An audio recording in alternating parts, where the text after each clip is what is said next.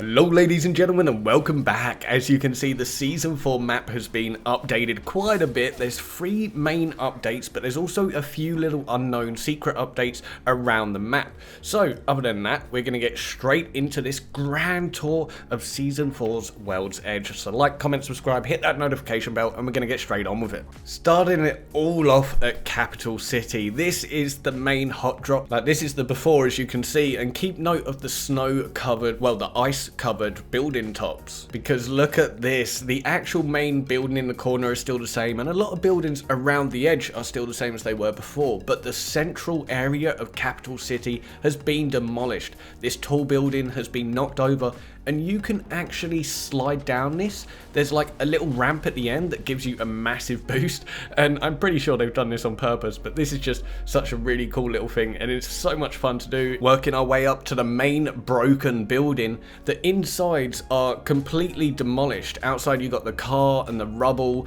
Inside there's the building's just breaking apart, all the lockers, all the water coolers, everything's kind of just been knocked over from the impact of it all. And like the other side, you can just see all of this destruction all over the place. It's going to be interesting to see what we can do with this new area. But in this building next door, this used to have massive walls that honestly were really annoying to fight round, and they've removed the walls from this building, which personally I think this is a big improvement. But now let's move on to the actual main broken fissure area. You can see like part of the ground has come up where this is the end of the fissure here, and this whole area used to be an open park. You can see the left side remains there. Now all the supply bins have been moved around the edge, but the lowest you can get is round here on the left, just on this little ledge. And then you've got this building here that is just pure broken down, like apocalyptic type buildings. I love this type of stuff. And then you've also got one of the main buildings just completely fell over the fissure, creating this bridge, and you can go underneath. There's a bit of floor loot down there, but on top there's 3 supply bins. And if you work your way up to this building, this is one of my favorite spots to land. There's floor loot and 3 supply bins and a survey beacon. But when you drop down the building, this is the underneath tunnel area. Be careful, because when you drop down here onto the lower level, it looks like there might be another platform, and I actually almost jumped off of that the other day when I was on low health, so be careful you don't kill yourself. The train station is essentially the edge of the blast radius, well, the impact zone. This is where you can see all the glass is shattered, but the other buildings on the other side are still the same. It's just all the ice and that has been removed, and there's just more and more supply grates than ever before around Capital City. With the lava, just be really careful if you're on low health, because even though it does do only 25 damage, it does do a little bit more if you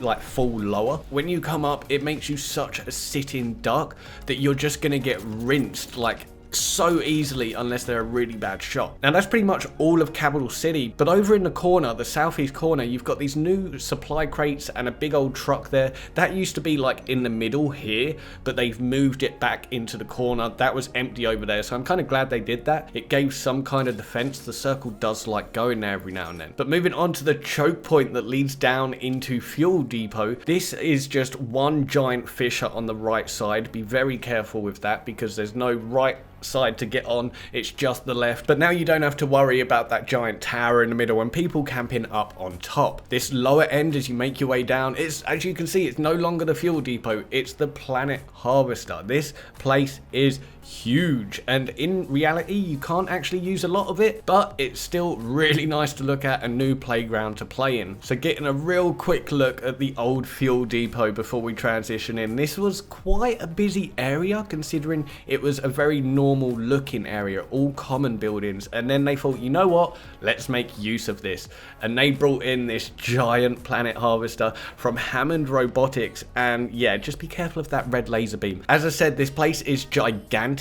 It starts at the train tracks. This is where the map changes start. That building has been changed into like these snake-like Hammond Robotic buildings, and there's 3 of them on each corner, one leading up to Capital City and one leading up to Train Yard. But let's get in for a little bit of a closer look, and just before we go into the actual Planet Harvester, there's a little bit on the left we need to look at. So to the left of Fuel Depot, there used to be all of these buildings here, and they're completely gone. They've only put one of the new buildings here, and it is quite quite packed full of loot. There's 3 supply bins around it. They've actually added a new zip line down in the water there, as you can see, which is brilliant for getting to train yard. So back to the Planet Harvester. This is basically cut up into quarters, and these 2 main quarters I'm looking at here, they actually have insides, loot, balconies that you can get on top of, and they're very big hallwayed areas. As you go in, it's very high ceilings, you got all this pipe work, you can't actually hide up there. Yes, I've tried. In the central area, you've got 4 supply bins, but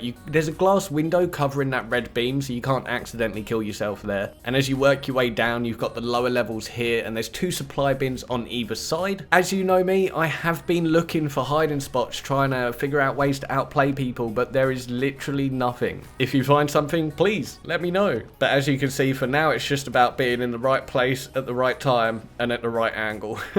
Other than that, there's not much more to this area. You can't really get any higher. This is the height limit, so it looks massive, but it's just a few main corner buildings around the edges and then snake-like buildings that lead off to other areas. Now you can obviously use the zip line to get on top of this Planet Heart. Well, not on the very top, that would be lovely, but we can't do that. And on the sloped bits, you can't stand on them, you just slide straight down. But be warned, don't try and be smart and get on these ledges. You will get insta-killed by this. Well, not insta-killed, but if you stay in it, you will get insta-killed.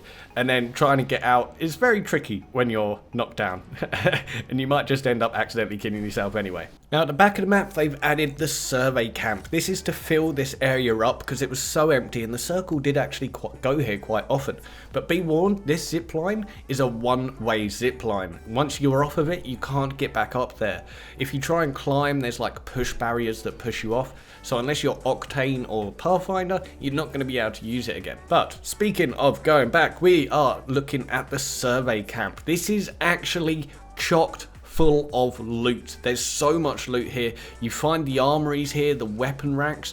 In each building, you'll find like at least 2 sections of lots of floor loot and then an armory on the other end. At the back, you've got all these supply crates. It's one of the few locations that has 4 supply crates in a circle, but pretty much every building is it's not identical. They're all different, but they all have the same setup. They all have that bit of floor loot and they all have the weapon rack. In the middle, you've got these 2 big trucks. Again, they've got some loot in, not much as is, you know, but there's 4 main buildings, and the 3 we've seen so far, they're the good ones. They're pretty good, but this building on the west side is the one you really want to go to. There's 4 main floor loot sections and the weapon rack on the end. So if you want lots of loot, that's the building you want to land in first. Now, finishing it up, we have the train yard. They've actually added these vertical zip lines, as you can see, going up, and it's so useful. Like the climbing method to get up was fun and it was good to figure out and stuff, but when you're in a battle, come on, that's a bit of a joke. So